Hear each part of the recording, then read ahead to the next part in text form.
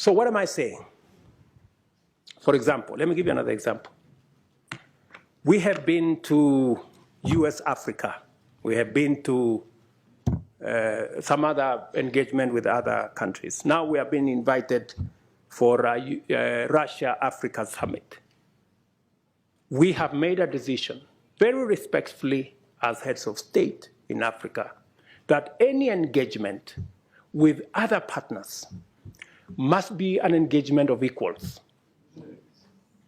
And for it to be meaningful, if we are going to meet the president of a country, we have organized ourselves that the Troika is going to represent Africa. The chair, the current chair, the past chair, the chair that is coming, and the heads of our regional economic commissions, about 6, 7 people. But what happens continuously? When others want to engage with us, they don't want to deal with the Troika. They want to invite 50 heads of state. So we go to a meeting, just explain to me what kind of outcome you expect where 50 heads of state are sitting. Everybody is asked to speak to 1.5 minutes. You speak to one for 1.5 minutes. What kind of engagement are you going to get? You're going to get nothing, right? The best that you get is photographs.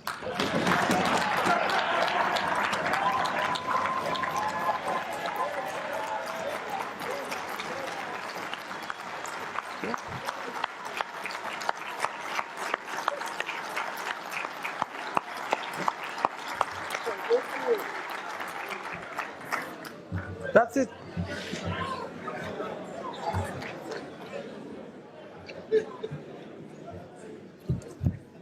Precisely. You get these photographs, they normally line us up somewhere, crowd of 50 heads of state. And that's all we come home with, because there isn't time to engage. Any serious country that wants to engage with Africa, must respect first our architecture. If we have said we are going to be represented by the Troika, why are you inviting 50 people unless you want to sabotage the whole discussion?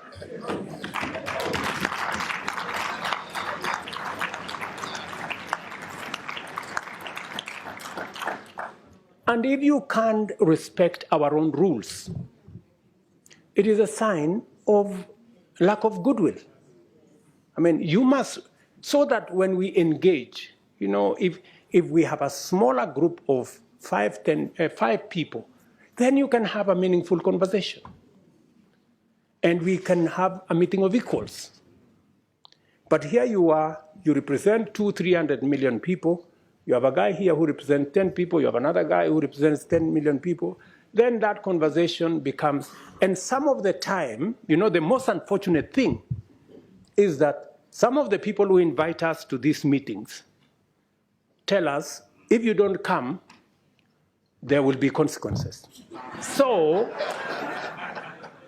all of us are forced to go to a meeting that has no meaningful outcome because of blackmail. This is not right, good people. This is not okay. So I have written to my brother who was here the other day that this time round, any other invitation, it must respect the rules of our continent. We have said any meaningful engagement,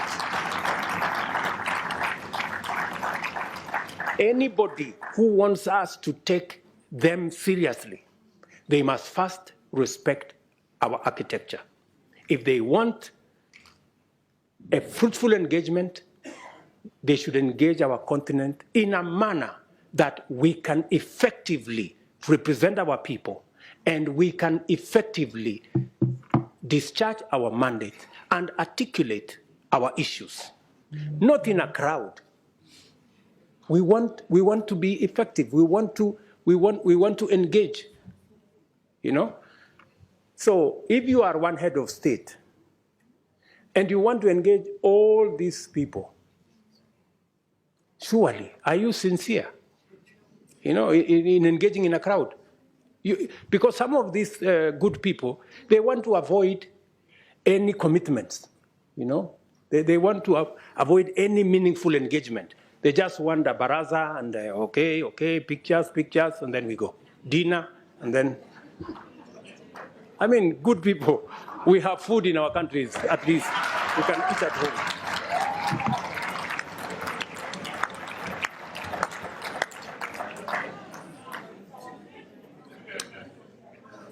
The Africa Union reform agenda must therefore become a priority this session.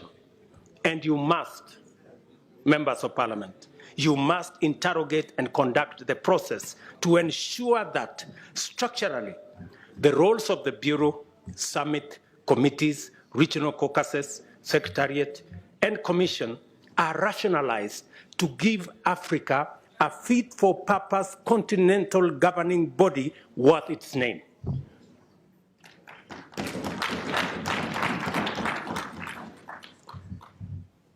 To do so, this Honorable Assembly must urgently review the funding arrangements to ensure that Africa Union budgets are financed primarily by members and secondarily by external partners. In turn, this will require a mechanism where Africa Union member states are up to date with their contributions with regard to all our commitments. As matters stand, our most core mandates depend on the goodwill of development partners. Just imagine, including critical peace and security matters, that our own peace and security fund is funded by development partners more than is funded by us as heads of state and countries. Good people, this needs to change. Africa solutions must look like solutions. And in principle, they ought to emanate from us. How do we say we are providing African solutions if it is funded by development partners? It's a fallacy. It means we have no capacity to provide Africa solutions if it is being funded by others. A case in point, we have a situation in Sudan. The generals in Sudan are bombing everything. They are bombing roads, they are bombing bridges, they are bombing hospitals, they are destroying airports, using military hardware bought by African money. Just imagine. We need to tell those generals to stop the nonsense. Yeah.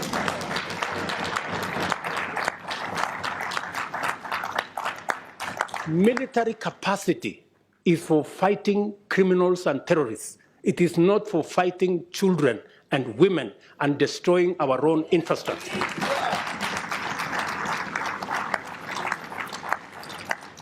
But as it is, we have no capacity to stop this nonsense in our own continent because our own peace and security fund is funded by others.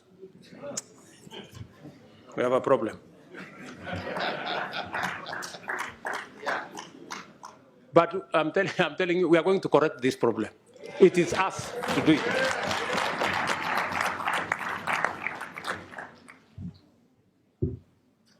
Let me also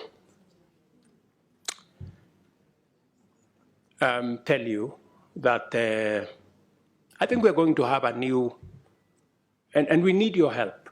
You know, we need your support. You must take up your role. You know, you must take up your role and make sure that our executive, the people running the Africa Union, are held to account.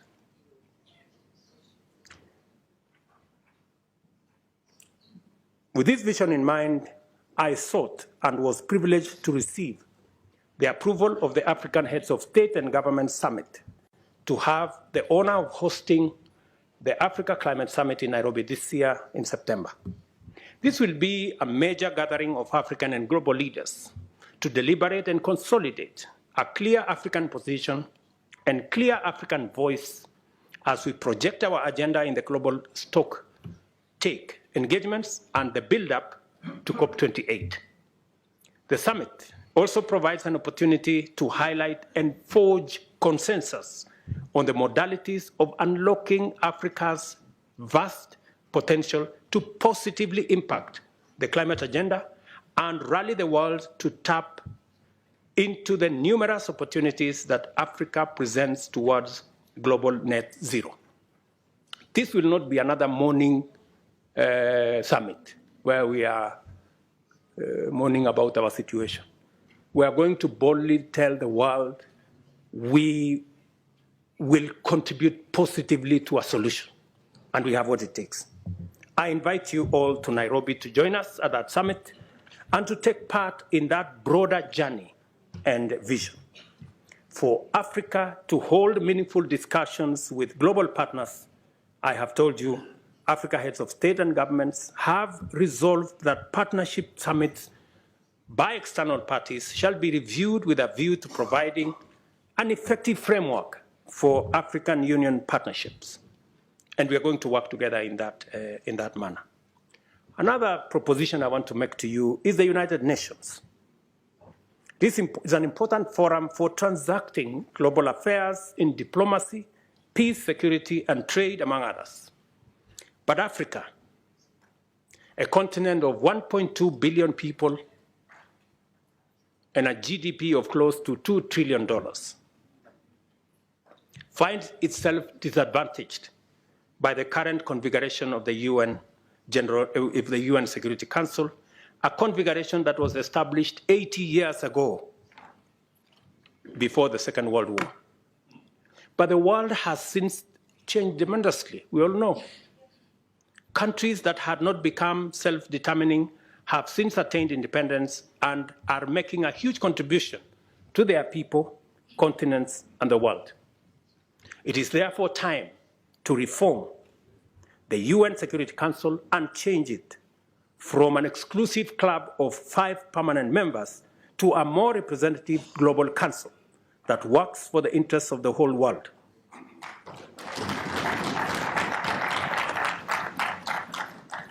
We have said Africa must have, at the minimum, 2 permanent seats at the Security Council. And by the way, we are being very modest. Yeah, we are being very modest because we are understanding. We must therefore work together to make our continent prosperous, for that is what it deserves, and our people now and generations to come, and improve our relations with global business and global investments. One final thing that I know many of you have talked about Paris. Yes, we will be going to Paris because we want to occupy every space. We are going to be consistent. We are going to be coherent. We are going to be audible until there is no place to hide.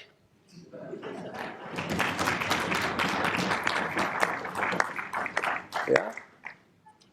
Until the conferences are stopped. Otherwise, we will make them noisy, we will make them messy, and there will be consequences. If we are not heard, we are refusing to stay on the margins anymore. Yeah? We want to be at the table. Because we are told the risk of not being at the table is that you could be in the menu.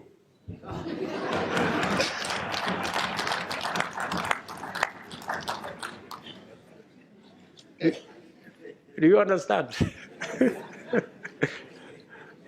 So we are going to occupy every space. And we have been gentlemen for far too long. We are now going to appropriate our place because we have a contribution to make. Ladies and gentlemen, Thank you very much for listening to me. I don't take it for granted. And God bless you.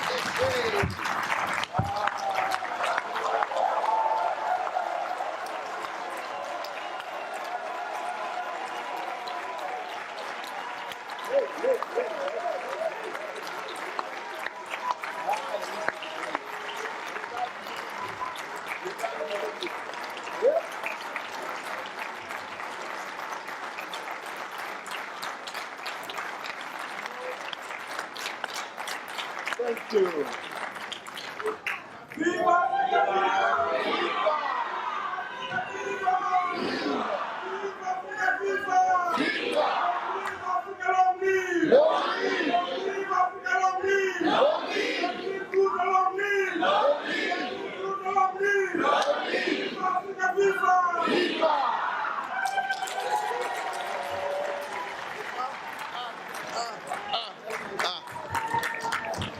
What do we want? Climate justice. What do we want? Justice. What do we want? Climate justice. What do we want? Climate justice. When do we want it? Now. When do we want it? Now. When do we want it? Now. Thank you.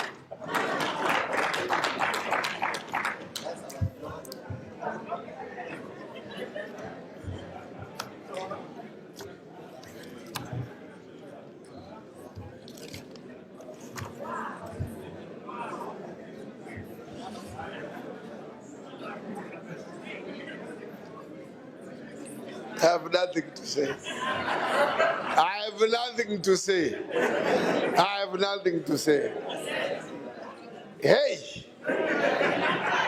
Hey, hey, hey, hey, hey, hey, hey, hey, hey, hey, hey, hey, hey, hey, hey, hey, hey, hey, hey.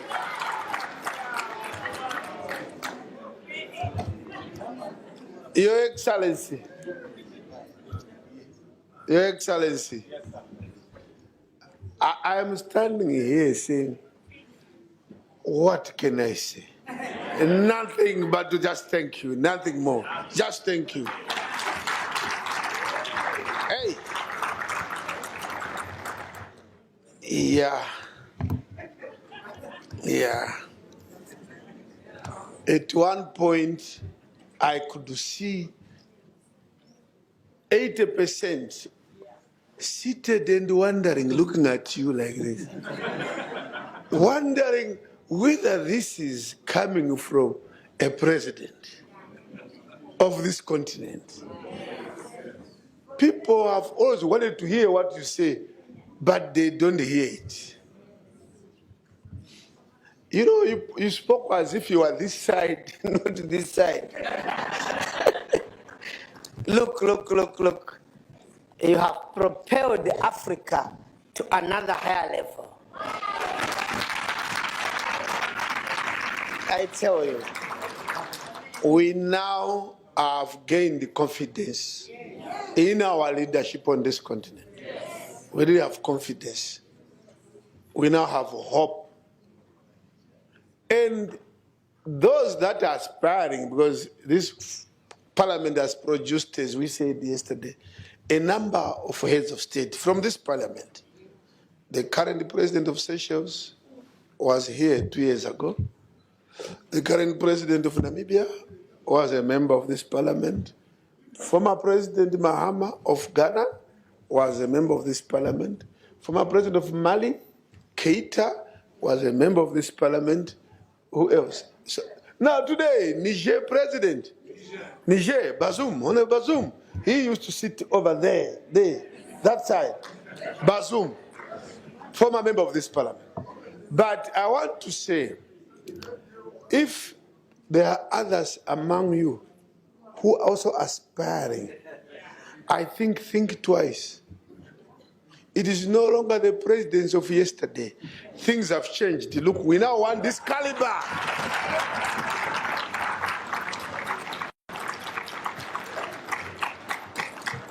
This is the caliber now we are looking for. So you may have to withdraw your candidature. Anyway, if you listened properly, and all of you listened, this can be a speech, a talk, but in my language of academic life, this is not a speech. It is a treatise which lives forever. Treatise.